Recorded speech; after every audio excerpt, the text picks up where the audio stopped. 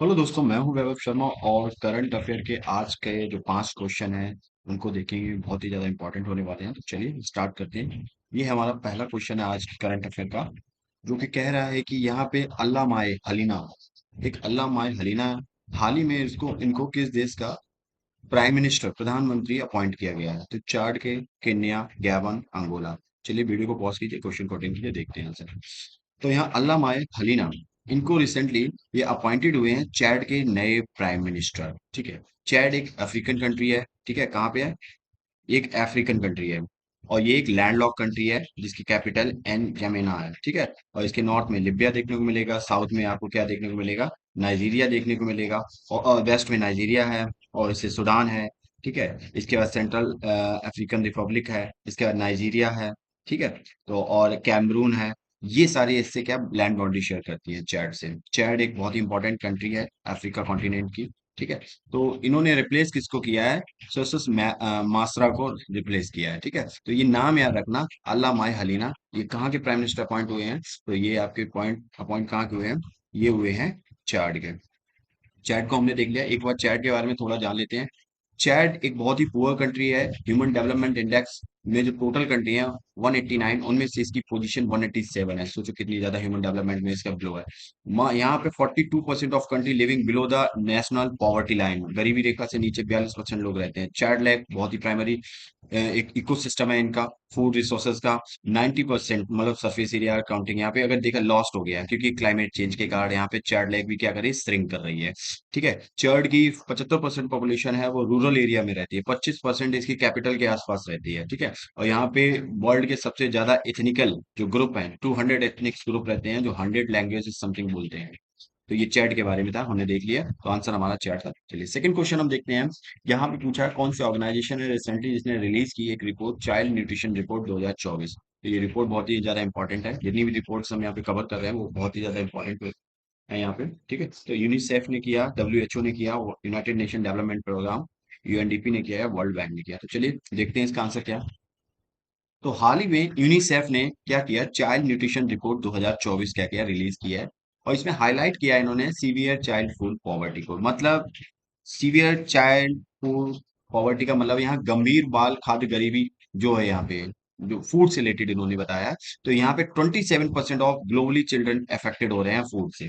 ठीक है, तो इंडिया में 40% सफर कर रहे हैं सीवियर चाइल्ड फूड पॉवर्टी से। 40% बच्चे यहाँ पे सफर कर रहे हैं इस चीज से।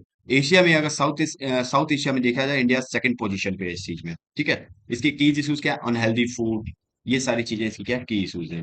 अच्छा, इसके कंट्रीब्यूट फैक्टर क्या है? इनइक्वालिटी होना, असमानता जिसकी वजह से फूड प्रोवाइड ना हो पाना, कॉन्फ्लिक्ट चलना, जैसे अभी इसराइल गाजा में क्या है, कॉन्फ्लिक्ट चल रही है, तो इसकी वजह से भी बहुत ज्यादा यहाँ पे देखिए क्लाइमेट क्राइसिस। ठीक है, फूड मार्केटिंग। तो ये सारी चीजें क्या है? इसके फैक्टर हैं जिसकी वजह से क्या होता है? चाइल्ड फूड पॉवर्टी देखने को मिल रही है, सीवियर केसेस देखने को मिल रहे हैं। ठीक है, तो यहाँ पे देखो, ये तो ब्रेस्ट फीडिंग करता है। 0 से 2 जो फूड ग्रुप दे हैं ये सीवियर चाइल्ड फूड पॉवर्टी हैं, जैसे ग्रेन्स, फ्रूट, ये सारी चीजें खाती हैं। तो ये काफी ज्यादा इंपॉर्टेंट है। तो यहाँ पे रिपोर्ट कौन रिलीज किया? यूनिसेफ ने रिलीज किया। ठीक है, काफी ज्यादा इंपॉर्टेंट है, बाकी हमने देख लिया इसके बारे में। चलिए थर्ड क्वेश्चन है, राजा जी राघव बायोस्फीयर रिजर्व रिसेंटली में इसको क्या है? डेजिग्नेट किया गया है इंडिया का पहला प्राइवेट बायोस्फीयर। ठीक है, मतलब जो राजा जी राघव बायोस्फीयर रिजर्व है, भारत का पहला निजी बायोस्फीयर से नामित किया गया। इस किस राज्य में है? उत्तराखंड में है, हिमाचल में है, या महाराष्ट्र में है, कर्नाटका में? चलिए देखते हैं इसके बाद। तो राजा जी राघव बायोस्फीयर रिजर्व है, ये उत्तराखंड के जो राजा जी नेशनल पार्क है उसका ही एक पार्ट है, उसके ही अंदर ये पाया जाता है। और ये फोकस किस पे कर रहा है? ये जो रेयर है इंडेंजर्ड नेटिव ट्रीज है, नेटिव ट्रीज मतलब जो देसी पेड़ है, ठीक है, बहुत ही दुर्लभ और लुप्त होने वाले हैं, उन पे ये फोकस कर रहा है, इसीलिए ये प्राइवेट प्राइवेट एक्ट है। ठीक है, इसको फाउंड किसने किया था इसको? तो इसको जयधर गुप्ता और विजय धसमाना ने, क्या ये दोनों इन्वायरमेंटलिस्ट हैं, इन्होंने फाउंड किया था। ठीक है, और ये इंडिया का पहला बायोस्फीयर रिजर्व है जो एक टाइगर रिजर्व के साथ, टाइगर रिजर्व में है। ठीक है, टाइगर रिजर्व के साथ है, टाइगर रिजर्व में है। तो ये इंडिया का पहला बायो, कई सारे पॉइंट से इंपॉर्टेंट हो जाता है। तो यहाँ पे क्या किया जाता है? जो यूपिलिप्टिस ट्री है ये क्या करता है? ये सबसे ज्यादा वाटर मतलब खींच लेता है आसपास, जो भी होता है ग्रोथ नहीं होता, वाटर लेवल कम हो जाता है इसकी वजह से। तो इसको रिमूव करके एम्प्लॉय के, और यहाँ पे कुछ नेटिव ट्री है उनको लगाया जाएगा। इसके बाद यहाँ पे एम्प्लॉय किया जाएगा वाटर रिटेंशन टेक्निक्स को। वाटर रिटेंशन मतलब जो जल धारण कर सकें ऐसी टेक्निक्स। ठीक है, वाटर पॉल्यूशन ना हो, तो उनको। और इसका इनिशिएटिव क्या है? फाइट करना थ्रेट, जैसे पोचिंग, जो अवैध शिकार है, माइनिंग करना, इन सब चीजों से क्या करना, फाइट करना है। प्रोटेक्ट करेगा, रिवाइव नेटिव इकोसिस्टम को, जो देसी हमारा पारितंत्र है वहां का, उसको भी क्या करेगा, रिवाइव करेगा, प्रोटेक्ट करेगा। तो यहाँ पे ये कहाँ पे है राजा जी? ये आपका मिलेगा उत्तराखंड में। और ये किसके अंदर है? राजा जी टाइगर रिजर्व के अंदर देखने को मिलता है। काफी ज्यादा इंपॉर्टेंट है ये। चलिए, फोर्थ क्वेश्चन है, यहाँ पे कुछ वैरायटीज दी गई। MTU 1271, BPT 2846 एंड NLR 3238, ये रिसेंटली न्यूज में थी। तो इनको क्या किया है, ये किस क्रॉप से रिलेटेड है? ये वैरायटीज है, ठीक है। अभी किसकी वैरायटीज है? राइस की है, कॉटन की है, शुगर कैन की है, मस्टर्ड की है। चलिए वीडियो को पॉज कीजिए। तो देखिए, हाल ही में क्या हुआ, एक आचार्य NG रंगा एग्रीकल्चर यूनिवर्सिटी, जो कि आंध्र प्रदेश में है, इन्होंने रिलीज किया न्यू राइस वैरायटीज। राइस की जो चावल है उसकी नई वैरायटीज इन्होंने क्या किया, उसको रिलीज किया। और राइस क्या है? एक खरीफ क्रॉप्स है आंध्र प्रदेश में, ठीक है। तो यहाँ पे क्या है, ये सारी वैरायटी किसकी है? राइस की। तो ये बहुत ही ज्यादा इंपॉर्टेंट है, ये वैरायटी पूछी जा सकती है आपसे, ठीक है। ठीक है, तो अब हम राइस के बारे में जान लें। राइस क्या है? India is the second largest producer of rice, मतलब इंडिया है दुनिया में चाइना के बाद दूसरा सबसे बड़ा उत्पादक देश है, प्रोड्यूसर देश है। और इंडिया वर्ल्ड में सबसे ज्यादा एक्सपोर्ट करता है, मतलब निर्यात करता है, किसको? राइस को। पूरी दुनिया में 45% कम से कम शेयरिंग इसकी है। राइस के बारे में और जान लो। टेम्परेचर इसका 22 से 32 डिग्री रहना चाहिए, हाई ह्यूमिडिटी होनी चाहिए, रेनफॉल होना चाहिए। और इंडिया में अगर देखें तो इंडिया में सबसे ज्यादा राइस प्रोडक्शन कौन करता है? जो चावल का प्रोडक्शन है, राइस प्रोडक्शन कौन करता है? चावल का उत्पादन सबसे ज्यादा वेस्ट बंगाल करता है, समथिंग 30.15%।